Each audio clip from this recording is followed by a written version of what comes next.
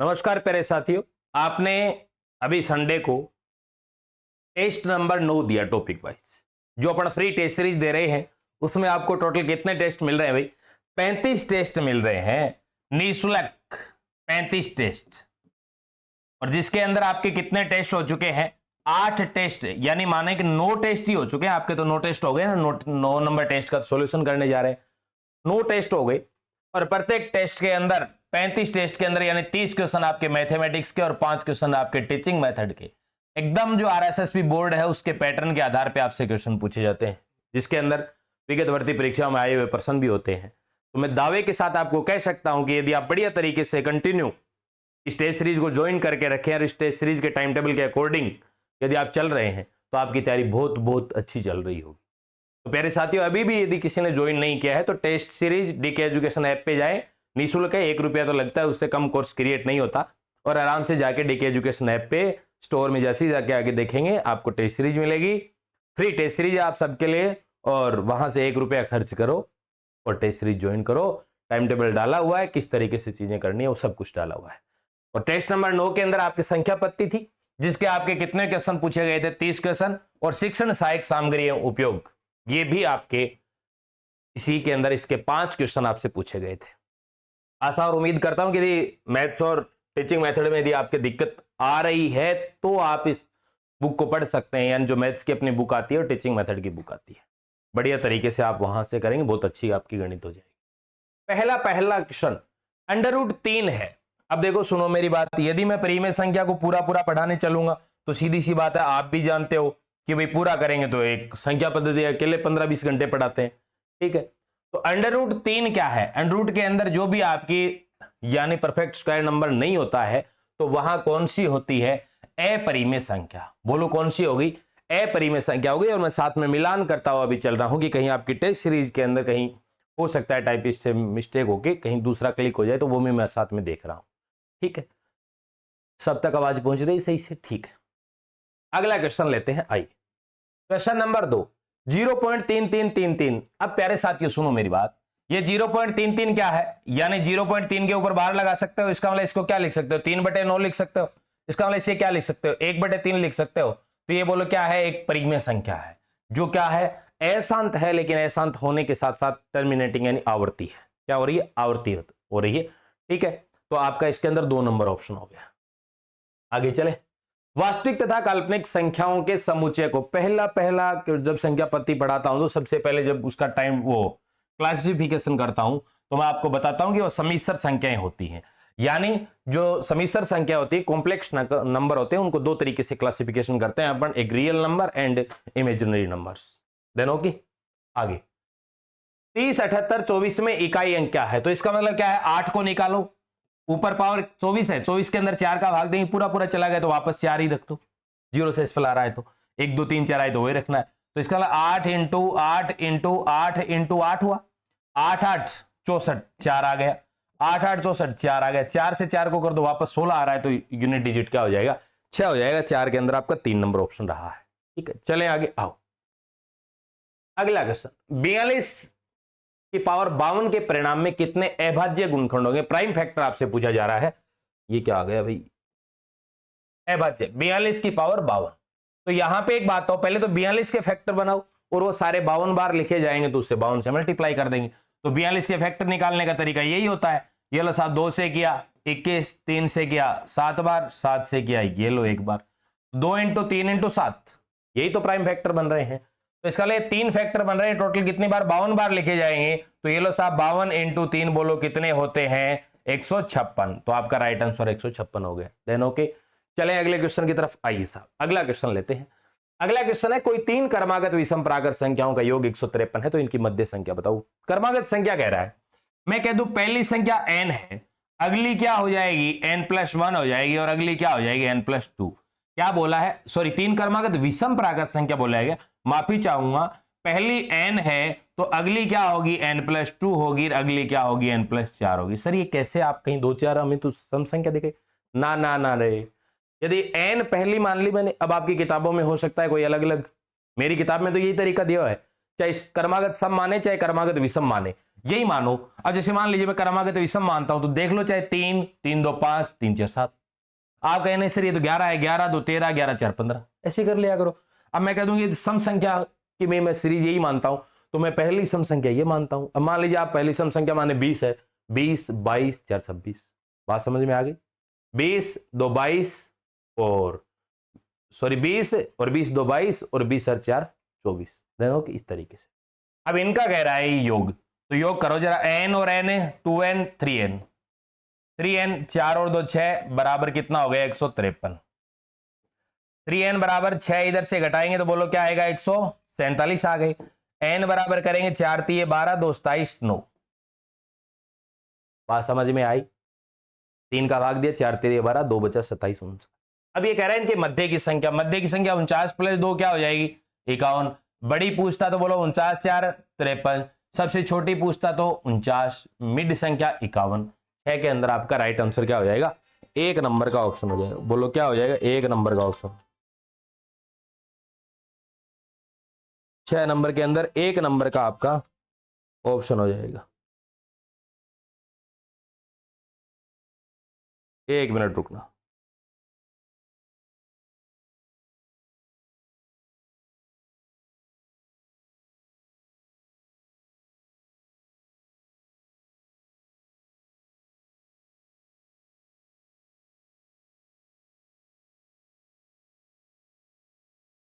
अगला क्वेश्चन देखिए, अगला क्वेश्चन 7 नंबर।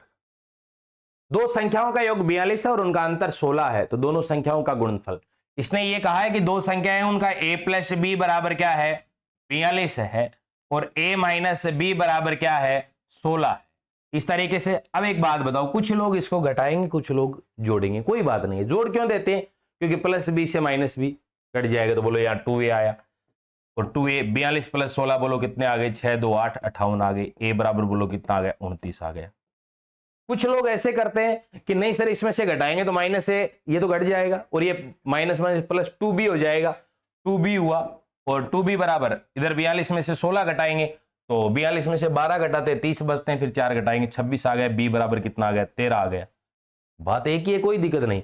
और यहां से a का मान निकाले, a यहां रख दो, 29 माइनस b बराबर 16, b बराबर 29 माइनस 16 होगा बोलो कितना आ जाएगा 13 आ जाएगा। बात एक ही है, कोई दिक्कत नहीं। 29 इंटू 13, 13 9 117 का 7 बचा 11, 13 2 26, 26 और 11 कितने होते हैं 37, 377 आपका राइट आंसर रहेगा। 7 के अंदर आपका 1 नंबर का ऑप्शन रहने वाला है। चलें अगले क्वेश्चन की तरफ। 8 नंबर का क्वेश्चन ये रहा। दो संख्याओं का योगफल और गुणनफल क्रमशः 14 और 33 है, तो इन संख्याओं के व्युत्क्रमों का योग। माना मैं कहता हूं कि दो संख्याएं a और b है, तो इसका मतलब a प्लस बी बराबर दे रखा है कितना 14, गुणनफल दे रखा है 33, यानी ए बी बराबर कितना दे रखा है 33। अभी आपसे चाहता क्या है 1/a व्युत्क्रम का योग 1/a प्लस 1/b। अब आपका क्वेश्चन सोल्व हो गया, आपने इतना लिखा है। पहली बात हमेशा ध्यान रखना, गणित के प्रश्न को सोल्व करते समय जो दिया गया है उसको मैथमेटिकल गणितीय भाषा में लिखो। ये सीधे आपकी भाषा में लिखा है, गणितीय भाषा मतलब संक्षिप्त होती है, आपने सुना भी होगा ऐसा, ठीक है, ऐसे लिखा। अब आपको सर इसको ऐसे कर दो, फिर ए बी आ गया बट्टे में ए प्लस बी आ गया, सर ऐसे हो गया। सर इसका मान दे रखा है, अरे ये पड़ा 14/33। बड़ा आसान क्वेश्चन है, नहीं कट रहा है तो ये लो आपका राइट आंसर हो गया 2 नंबर। चले आगे, आपके 8 के अंदर 2 था, ठीक है आगे चलो। 100 एवं 300 के बीच 13 से पूर्णतः भाज्य होने वाले। अब सुनो, 100 से 300 के बीच पूछ रहा है, कहां तक 100 से 300। यदि 1 से 300 तक होती तो 300 के अंदर 13 का भाग देते तो आप कहते सर 13 2 26, 4 बचा 40, 13 3 39, 23 बार भाग जा रहा है। ये हो गई 1 से लेकर 300 तक 13 का कितनी बार भाग जाता है। लेकिन 1 से लेकर 100 तक है वो माइनस करना पड़ेगा ना, तो इसमें 13 का भाग देंगे तो बोलो कितना आएगा 13 7 91, तो 23 में से 7 संख्याएं घटा दो क्योंकि 7 100 से पहले पहले आ गई। 23 में से 7 घटाओगे बोलो कितना आ गया 16 आ गया। ये रहा आपका राइट आंसर। 9 के अंदर आपका 4 नंबर ऑप्शन था। देन चलें आगे अगले क्वेश्चन, क्वेश्चन नंबर 10। 50 से 300 के बीच 7 से पूर्णतः भाज्य है। वही बात, 50 से 300 के बीच 1 से 300 के बीच निकालो, 7 का भाग दो, कितनी बार जाएगा भाई 7 4 28, 2 बचा 20, 7 2 14, 42 होती है। 1 से लेकर 300 तक 42 ऐसी संख्या होती है जो 7 से पूर्णतः विभाज्य हो।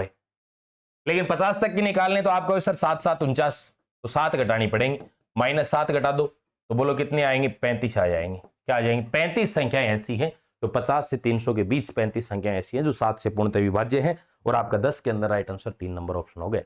चले आगे, आओ अगला क्वेश्चन। 31 p 5 3 का गुणज है जहां p दहाई का अंक है, बिल्कुल साफ p दहाई का अंक है। p का अधिकतम मान, अब सुनो मेरी बात, 3 1 p और 5, ये 3 से 3 का गुणज है, इसका मतलब इन सभी के योग में 3 का भाग जाएगा। क्यों? क्योंकि डिविजिबिलिटी रूल ऑफ 3, ठीक है। तो यानी जो 3 का विभाजकता नियम है वो ये कहता है इनका योग, तो आपका आंसर 3 + 1 + p + 5, 3 और 4 4 5 9 9 + p। अब इसमें किसका भाग जाए? 3 का जाए, तो इसमें तो जा ही रहा है, लेकिन इसमें यहां बोलो क्या आ जाए? अब कह सकते हो सर p की जगह क्या आ सकता है? 0 आ सकता है, ठीक है। p की सर जगह 3 आ सकता है, सर p की जगह 6 आ सकता है, p की जगह 9 आ सकता है, यही तो आ सकता है। अब आपके यदि ये होता p का अधिक, p का मान बताओ, तो इसका उत्तर 3 भी होता, 6 भी होता, 9 भी होता, यानी 9 भी, 3 भी, 6 भी, ठीक है। लेकिन ये कह रहा है कि p का अधिकतम मान बताओ, तो p का अधिकतम मान तो कितना ले सकते हो? इसकी जगह 9 ले सकते हो, ताकि 9 9 18 होगा, 18 में 3 का भाग जा रहा है। मिनिमम मान कितना ले सकते हो? 0 ले सकते हो, ताकि 9 + 0 होगा, 3 का भाग जाता है, ठीक है। अब इसमें क्या है, ये तो हो गया मैक्सिमम मान, तो आपका राइट आंसर ये हो गया। मिनिमम होता, इसके अकॉर्डिंग यदि इसमें मिनिमम पूछे तो आप 3 करोगे, क्योंकि 0 ऑप्शन में नहीं है। देन ओके, अगला क्वेश्चन। 2 अंकों की एक संख्या को या तो उनके अंकों के योग का 8 गुणा कर दिया जाए, यानी क्या करें, अंकों का योग है उसको कर दे कितना गुणा? 8 गुणा, और 1 जोड़ दें तो वो संख्या प्राप्त होती है। या उनके अंकों का क्या कर दे? अंतर कर दें और उसको किससे गुणा कर दे? 13 से गुणा कर दें, 2 जोड़ दें तो भी वह संख्या प्राप्त होती है। देखो जरा, 3 और 2 5 करो, 5 × 8 40 + 1 41, 23 नहीं आ रही। 3 और 1 4 करो, 4 8 32 + 1 33, ये तो 31 आती है। 6 और 3 9 करो, 9 9 8 72 + 1 73, 63 आ रही है। 4 और 1 5 करो, 5 × 8 40 + 1 41, यही है। अब दूसरा और देख लो, बाकी इसमें तो पहला ही, इन तीनों में तो पहला ही नहीं लगा, तो आपका राइट आंसर ये होगा। अंतर देख लो, 4 और 1 का अंतर कितना? 3, 3 को 13 से गुणा करो, 13 3 39, 2 जोड़ो 41, सेम संख्या आ रही है, आंसर 4 हो जाएगा। चले अगले क्वेश्चन के लिए। 4387 की पावर है 245 और 621 की पावर है 72 के गुणनफल में इकाई अंक यूनिट डिजिट पूछा है। तो सुनो, पहले तो इसका निकालो। यहां बोलो क्या है? 7 है। अब आपको सर 1 की पावर कितनी भी हो, 1 ही आता है, तो अरे कोई बात नहीं, यदि आप करते 4 का भाग देते तो 1 की पावर ये कट जाता 4 से पूरा पूरा, ठीक है। 18 4 72, 0 बचा, 1 की पावर 4 1, ठीक है। क्योंकि बताया हुआ है कि 0 1 5 6 की पावर कितनी भी हो, इस सेम डिजिट आते हैं यूनिट डिजिट में, यूडी इनका सेम आएगा। देन ओके, अब सुनो यहां पे 7 की पावर 4 का भाग देते हैं ना, ये लो 4 का, 6 4 24, 1 ही तो बचा शेषफल, ये लो। तो यहां 7 × 1 करोगे तो बोलो क्या आएगा? 7 ही आएगा यूनिट डिजिट। 13 के अंदर आपका राइट आंसर क्या रहेगा? 1 नंबर का ऑप्शन रहेगा। चलें आगे, आओ अगला क्वेश्चन। 100 से कम अभाज्य संख्याओं की संख्या, 100 से कम अभाज्य संख्याओं की संख्या होती है 25। सीधी सी बात है सर, ये कैसे करें? याद रखना पड़ेगा भाई, ठीक। अगला क्वेश्चन देखो, निम्न में से कौन सी एक प्रीमेय संख्या नहीं है? रेशनल नंबर पूछा, सॉरी प्रीमेय संख्या है, तो देखो √2 का स्क्वायर करोगे 2 आएगा, इसमें √2 पड़ा है, इसमें √2 है, इसमें √2 है। अब इसको ऐसे भी लिख सकते हो 1/√2, क्योंकि ये √2 ऐसे लिख सकते हो 2 बार 2 को, तो बचेगा 1/√2 ही। तो इसमें रूट आ रहा है, अंडर रूट में और अंडर रूट में कौन सी? नॉन परफेक्ट स्क्वायर नंबर, वो परफेक्ट स्क्वायर नंबर आ रहा है, पूर्ण वर्ग संख्या नहीं आ रही है। तो इसका ये तो क्या है? अपरिमेय संख्या है, और ये क्या है साहब? परिमेय संख्या है। ये बोलो क्या है? परिमेय संख्या है। बोलो क्या है? परिमेय संख्या है। सर अभी आप थोड़ी देर बाद में कॉल करना, ठीक है, अभी क्लास चल रही है। ये परिमेय संख्या, देन ओके। चलें आगे, आओ। 2 अंकों की सबसे बड़ी व सबसे छोटी संख्या, छोटी अभाज्य संख्या, यदि ये कहता 2 अंकों की सबसे बड़ी संख्या तो 99 होती है और सबसे छोटी संख्या 11 होती है, तो 9 में से 1 घटाया 8 आया, 9 में से 1 घटाया 8 आया, 88। और ये देख लो ये आंसर।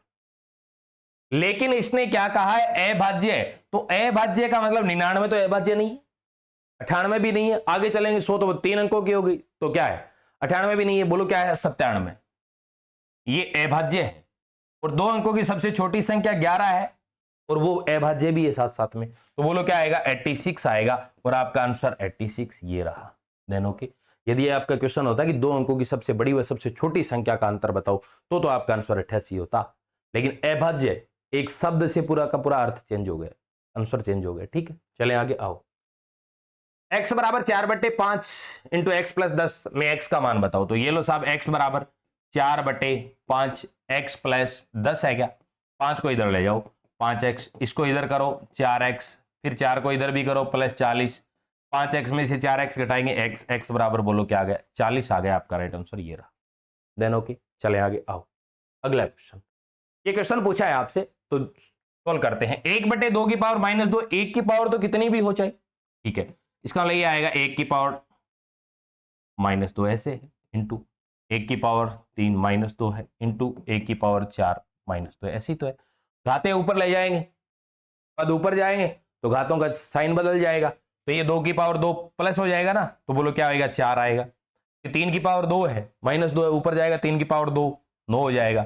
ये 4 की पावर -2 है, ऊपर जाएगा 4 की पावर 2 हो जाएगा, बोलो क्या जाएगा? 16। 9 4 36, 36 इंटू 16, 16 6 96 का 6। ठीक है, अब सुनो मैं क्वेश्चन सोल्व करता हूं, बस इतना ही करता हूं। मैंने तुरंत उत्तर क्लिक कर दिया। मास्टर कैसे कर दिया? देखो पहले बात तो इसका उत्तर माइनस में नहीं आ रहा, तो ये काट दो, और 6 6 96 लास्ट में 6 आएगा, तो 6 1 में ही आ रहा है। मैं नहीं करूं कैलकुलेशन, और ऐसे मैं हमेशा ही कहता रहता हूं कि यूनिट डिजिट से बहुत अच्छा काम होता है। अब देखो यहां हो गया, क्यों करूं मैं? 16 6 96 6 9 बचे 16 3 48 48 9 57, क्यों करूं मैं? ठीक है, अपने को भाई सही आंसर क्लिक करना है पेपर के अंदर। दो संख्याओं का योग 15 है, यदि उनके व्युत्क्रमों का योग 3/10 है तो बड़ी संख्या बताओ। सुनो, दो संख्याएं लेता हूं, इसका लिए कह रहा है a + b बराबर तो है 15, ठीक है दिया इसने, बड़ी संख्या इसने पूछी है। व्युत्क्रमों का योग यानी 1/a + 1/b बराबर इसने 3/10 दे रखा है, कर देंगे तो क्या दिक्कत है? a + b बराबर 3/10 आया। a + b का मान दे रखा है 15/ab बराबर 3/10 आया। 3 से काट दिया 5 बार, 5 × 10 50। ab बराबर कितना आ गया? 50 आ गया। और a + b आपको पहले ही दिया हुआ है कितना? 15। तो आप इमेजिन करें दो संख्याएं कौन कौन सी होंगी जिनका योग तो 15 आता है और गुणा करने पे 50 आता है। आपको सर 5 और 10 गुणा करेंगे 50 आएगा, योग करेंगे 15 आएगा। आपसे पूछा बड़ी संख्या 10, छोटी संख्या पूछता तो 5, जो कि ऑप्शन में नहीं है। देन ओके आओ। 19 में आपका क्या था? 3 ही था, ठीक है। अगला क्वेश्चन, 1 से 30 के बीच कितनी अभाज्य संख्या आपसे पूछी है, ये पूछ रहा है, ठीक है ना। अब सुनो, 1 से 30 के बीच सीधा कैलकुलेट करना पड़ेगा भाई। आप 2 है, 3 है, ठीक है, 5 है, फिर 7 है, फिर 11 है, फिर बोलो क्या है? 13 है, फिर बोलो क्या है? 17 है, फिर बोलो 19 है, फिर बोलो 23 है, और फिर बोलो 29 है। बोलो टोटल कितनी होगी? 10 संख्याएं होगी। इसका कोई सूत्र नहीं है, सीधा ही भैया कैलकुलेट करना पड़ेगा, कोई दिक्कत नहीं। 10 और ऑप्शन भी निकटतम आएंगे 8 9 10 11, तो आपका 20 के अंदर राइट आंसर 3 नंबर हो गया। ठीक है, चलें अगले क्वेश्चन की तरफ। 0DCBD इस तरीके से लिखा है और 31/111 लिखा है, AD + AC ये पूछा। सुनो भाई, अब एक बात बताओ, DCAB DCAB DCAB ये चल रहा है ना बार बार, 0.DCAB यही तो चल रहा है, इसके बराबर दे रखा है 31/111। अब आप अनुमान लगाओ कि यहां जब बाहर हटाते हो तो बट्टे में 9 आता है, जबकि यहां तो बट्टे में 1 1 है, तो भाई कोई दिक्कत नहीं, 9 से ऊपर नीचे मल्टीप्लाई कर दो, ये लो। तो फिर क्या आएगा? 9 1 9 9 3 27 279 तो ऊपर आ गया, और 4 बार 9 आ गया नीचे। 4 बार 9 आने का मतलब ऊपर 4 के ऊपर क्या होना चाहिए? बार, जबकि ये तो 3 है, तो आप 0 पॉइंट यहां 0 लगा दो और 2 7 9 ऐसे लगा दो, तो बार लगाना है। तो ये लो साहब 0.0279, तो डी का मान 0, सी का मान 2, ए का मान 7, बी का मान 9। हो गया क्वेश्चन। इसने कहा जिनमें से सभी शून्य नहीं है, ए बी सी डी अलग अलग अंक हैं, लेकिन सभी शून्य नहीं है, एक शून्य हो सकता है, कोई दिक्कत नहीं है।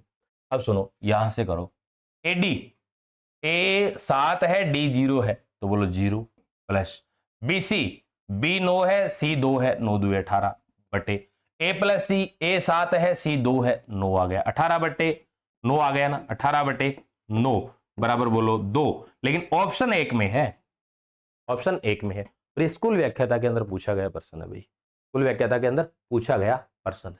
ठीक है, चलें आगे। आइए, यदि n एक प्राकृत संख्या है, n की पावर 2n - 4 की पावर 2n हमेशा किससे विभाजित होगा? सुनो मेरी बात, 4 बातें आपको ध्यान रखनी है। यदि इस प्रकार के आता है A square plus B square, A square minus B square, A cube minus B cube, A cube plus B cube. आप तो सिर्फ ये इतनी चार बातें ध्यान रख लेना। इसमें क्या है, क्वेश्चन पे बाद में चलेंगे। यहां घात सम है और आपको पता है कि n कोई एक प्राकृत संख्या है तो n को 2n या 2n, तो ये हमेशा सम होगी, घात सम है। नीचे चाहे कुछ भी हो, सम आती है 2 सोचो आप तो मात्र 2, विषम आती है 3 सोचो। ए स्क्वायर प्लस बी स्क्वायर कुछ पढ़ा है क्या आपने? सर ए प्लस बी ए माइनस बी, नहीं पढ़ा आपने।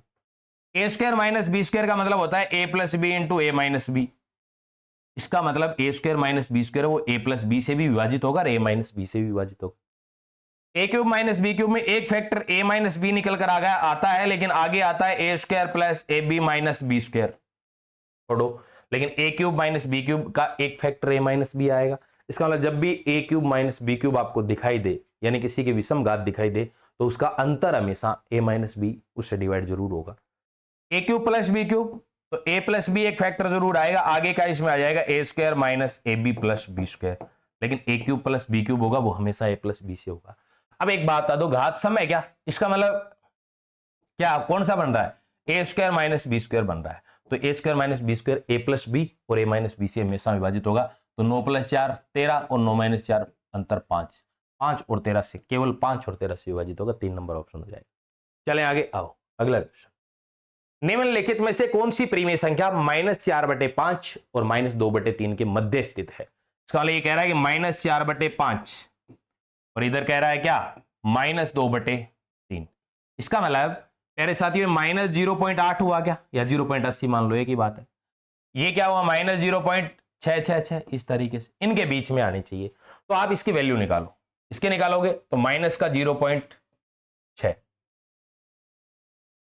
और 0.6 आप 0.60, 0.60 तो इधर रह गया। अरे 0.60 -0.66 से -0.60 तो बड़ा है, अब कोई छोटा नहीं, माइनस लग दे उल्टा हो जाता है। यहां करोगे तो आप माइनस तो आता ही आता है, माइनस तो सब में ही अपने माइनस में चाहिए, प्लस में तो आएगा नहीं। 0.70 है, 9,763, फिर 7 9,763, इसका मतलब 0.77 है, ये इसके बीच में आ रहा है कहीं ना कहीं, तो आपका राइट आंसर ये हो जाएगा। तो 23 के अंदर आपका राइट ऑप्शन क्या रहेगा, 2 नंबर का ऑप्शन रहेगा। चलें आगे अगले क्वेश्चन पे, चलो आओ। 24, यदि 24 किसी संख्या के 3/4 का 2/3 है तो उस संख्या का 1/4 बताओ।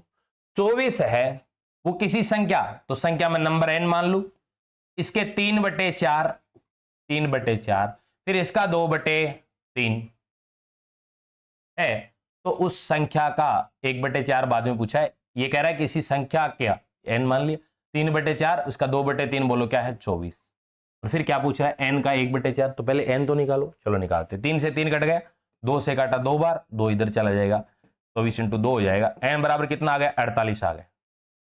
इसका आपसे क्या पूछा है, 1/4, 48 का बोलो क्या होगा, 1/4, आंसर क्या आएगा आपका, राइट आंसर 12 आ जाएगा। 24 के अंदर 2 नंबर ऑप्शन हो जाएगा। आपका राइट आंसर क्या रहेगा 24 के अंदर, 24 में आपका 2 ऑप्शन आपका राइट रहेगा। चले आगे आओ। 80 के निकटतम अभाज्य संख्या। अब 80 के निकटतम देखो 73, 73 अभाज्य जरूर है, लेकिन देखते हैं। 71 बिल्कुल अभाज्य है। 79, 81 तो है नहीं। 79 क्या है भाई, 80 के निकट तो 79 ही है, तो आपका राइट आंसर 25 के अंदर क्या हो जाएगा, 3 नंबर का ऑप्शन हो जाएगा। चलें आगे आओ। अगला क्वेश्चन, 395 × x बराबर 2765 हो तो x का मान आपसे पूछा जा रहा है। क्या पूछा जा रहा है भाई, x का मान आपसे पूछा जा रहा है। 25 में अपन 3 ही किया था ना भाई, 3, ठीक है। अब सुनो, x का मान पूछा है तो 2765 के अंदर क्या कर देंगे भाई, इधर 395 का भाग दे देंगे, 5 से काट के देखो करते, 5 से कट जाएगा, 7 5 35, 4 बचा 45, 9 5 45,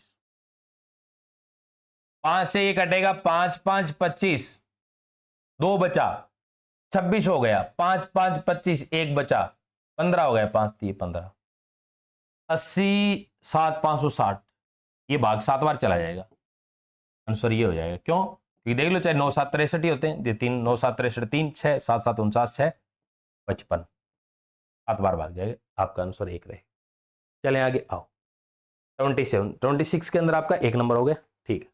आइए 27, 2 अंकों की एक संख्या अपने अंकों के योग से, 2 अंकों की एक संख्या अपने अंकों के योग से 4 गुणा है, और यदि संख्या में 18 जोड़ दें तो क्या हो जाती है, स्थान बदल जाता है, ये कह रहा है ये तो इसका हम लोग ऑप्शन से करेंगे।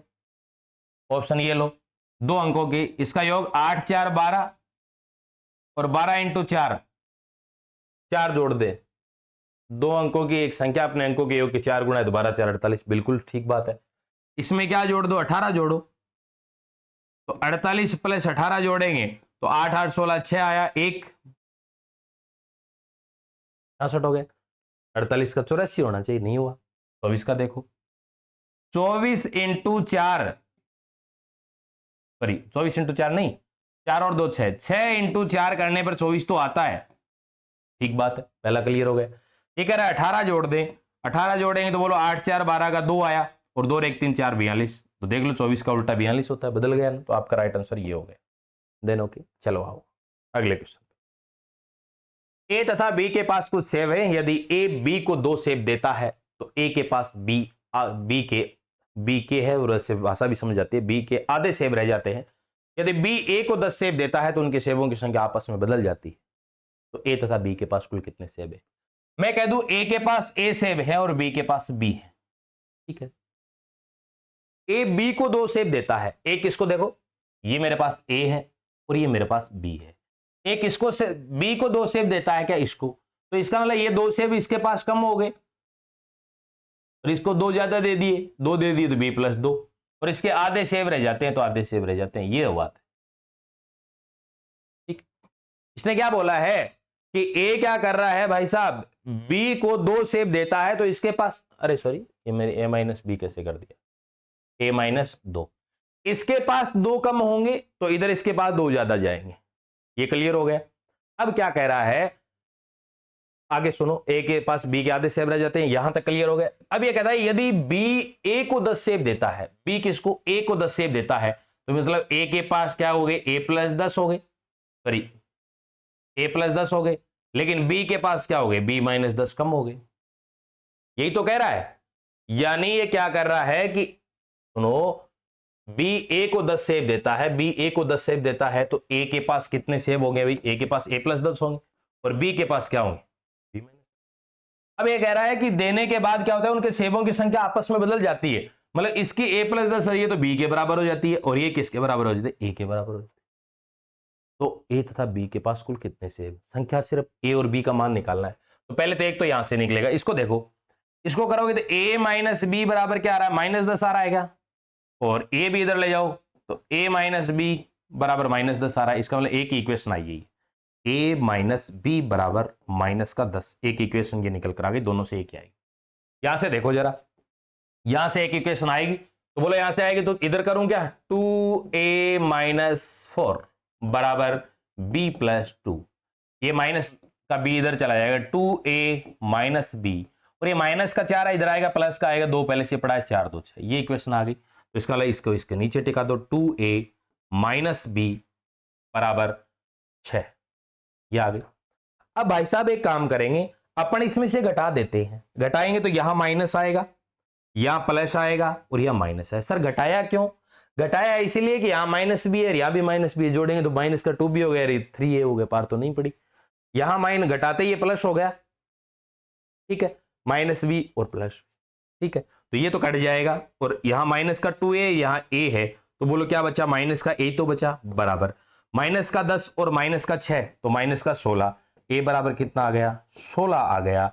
अब b का मान निकालो, कहीं भी रख दो भाई, यहां रख दो, 16 माइनस बी बराबर माइनस 10, बी इधर जाएगा, माइनस का 10 इधर आएगा, प्लस का 10 हो जाएगा, 26 बराबर बी, यानी बी का मान कितना आ गया, 26, और आपसे कह रहा है ए प्लस बी, तो 16 प्लस 26 बराबर बोलो क्या आ गया, 42 आ गया आपका राइट आंसर, 4 नंबर ऑप्शन है।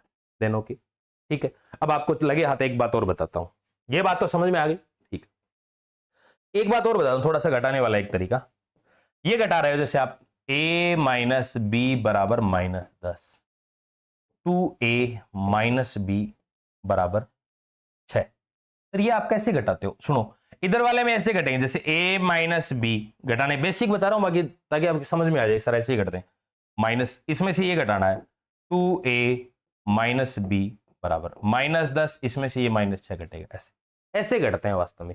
तब क्या होता है, अपन डायरेक्ट इसका चिन्ह चेंज कर देते। अब देखो चिन्ह चेंज होगा, a माइनस बी, तो देखो a माइनस बी यही था, ये माइनस का 2a हुआ तो अपन ने देखो माइनस का 2a किया, माइनस माइनस प्लस का b हुआ, ये प्लस का b किया, ये -10 और ये -6 है ही। देखो ये -10 -6, तो अपन ने यहाँ पे क्या किया था, -16 किया था।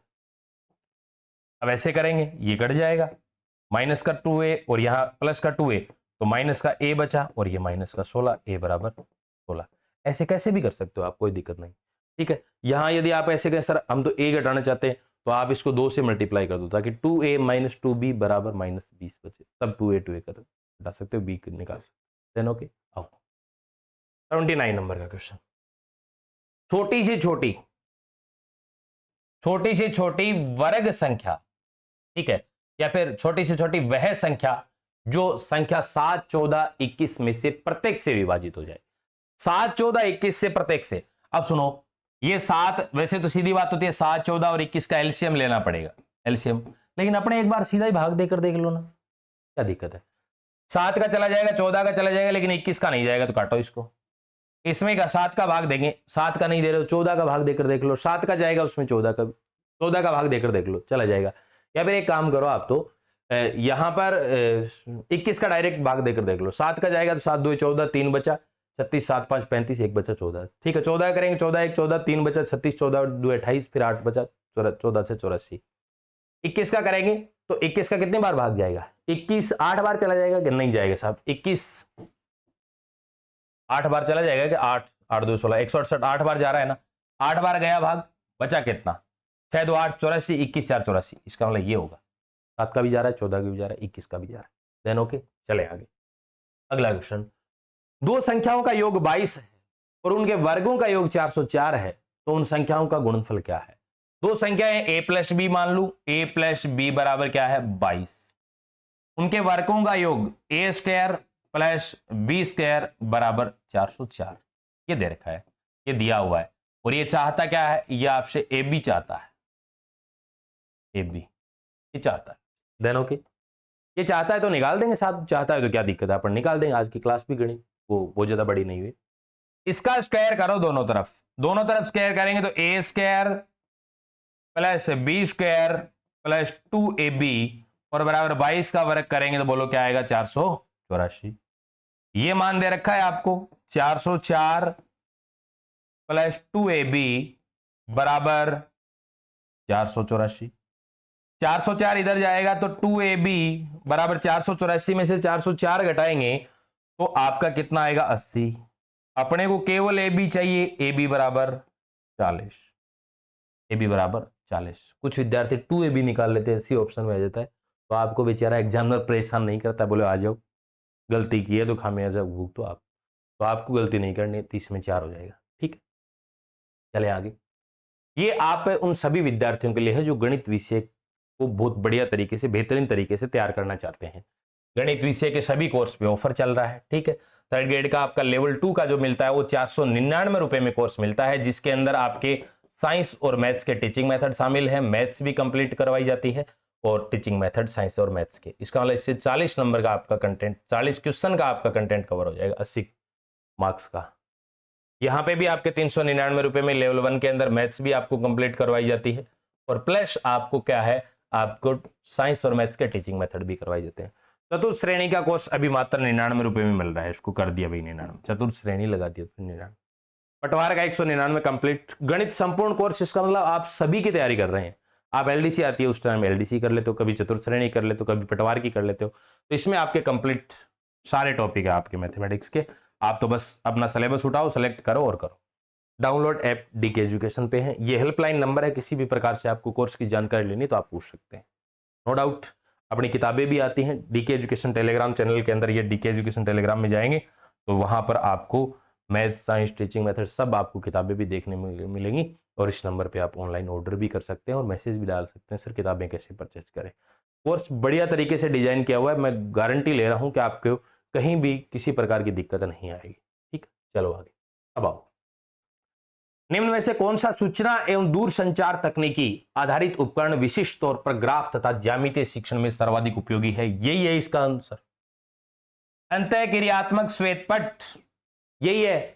तो देखा, आपको दिखाई दे रहा है ना भाई, ये जो आपको बोर्ड यहां दिखाई दे रहा है, ये अंतःक्रियात्मक श्वेतपट्टी है, डिजिटल बोर्ड, ठीक है ना। तो ये आपका 2018 में पूछा था इस क्वेश्चन को शायद, लेकिन पूछा हुआ जरूर है। गणित में स्लाइड रूल, गणित में स्लाइड रूल का जो उपयोग किया जाता है वो गुणन एवं भाजन के लिए किया जाता है। अब मैं स्लाइड और रूल का टीचिंग मेथड के अंदर आपको पूरा डायग्राम दिखाऊंगा, ठीक है ना। स्लाइड रूल गुणन एवं भाजन के लिए। और एक बात विशेष ये भी बता दूं कि 1 जुलाई से टीचिंग मेथड दोबारा से स्टार्ट करने जा रहा हूं, जो अभी मेरी पुस्तक आई है उस पर आधारित पूरा बढ़िया तरीके से टीचिंग मेथड दोबारा करवाऊंगा, ठीक। चले आगे, आओ 33 के अंदर क्या है भाई, निम्न में से कौन सा दृश्य सामग्री का उदाहरण नहीं है? ये आते ही ऐसा कर दिया करो, ठीक है। मॉडल, प्रतिरूप, रेडियो, चित्र और वास्तविक वस्तु। तो ये सारे के सारे बाकी तो आ जाएंगे, लेकिन रेडियो किसके अंदर आता है भाई साहब? रेडियो सर्वे सामग्री है। रेडियो क्या है? सर्वे सामग्री के अंतर्गत आता है। बाकी दृश्य है, ठीक है। मॉडल जिसे आप प्रतिरूप कहते हैं, ठीक है। चले आगे, आओ अगला। दृश्य सर्वे सामग्री का प्रयोग करते हुए किस सूत्र का पालन करना चाहिए? दृश्य सर्वे सामग्री के अंदर क्या होता है प्यारे साथियों, जैसे मैं आपको मॉडल के बारे में बता रहा हूं या फिर आप बच्चों को मॉडल के बारे में पढ़ा रहे हो, पहले आप क्लास में क्या करेंगे, मॉडल, क्लास में आप मॉडल बच्चों के सामने लेके आएंगे, दिखाएंगे बच्चों को, ठीक है। जैसे, या फिर मैं किसी तरीके से बच्चे को कहता हूं कि भाई मान लीजिए अपन, हालांकि मैथमेटिक्स और साइंस के टीचिंग मेथड में आता नहीं है माउस काम में, मान लीजिए आप कंप्यूटर की लैब में कोई एक शिक्षक पढ़ा रहा है, बच्चे को ये बताया गया कि ये माउस है, ठीक है। और उसके बाद एक बार दिखा दिया, उसके बाद उस माउस के बारे में बता सकता है कि माउस के ऊपर लेफ्ट क्लिक होता है, राइट क्लिक होता है, बीच से स्क्रॉल होता है, बच्चा समझ लेगा, ठीक है।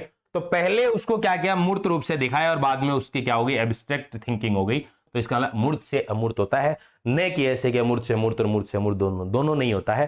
पहले मूर्त रूप से दिखाया जाता है, उसके बाद बच्चा अपनी अमूर्त अवधारणाओं की समझ बना लेता है, ठीक। चले आगे, आओ गणितीय पत्रिका। गणितीय पत्रिका की बात करें तो यह शिक्षा शास्त्र के बजाय स्पष्ट रूप से गणित पर ध्यान केंद्रित करती है। शिक्षा शास्त्र के बजाय ये क्या करती है, स्पष्ट रूप से गणित पर फोकस करती है, टारगेट करती है। ये किसके ऊपर, मैथ्स के ऊपर फोकस करती है, ठीक है ना। तो आपका राइट आंसर 4 नंबर हो जाएगा।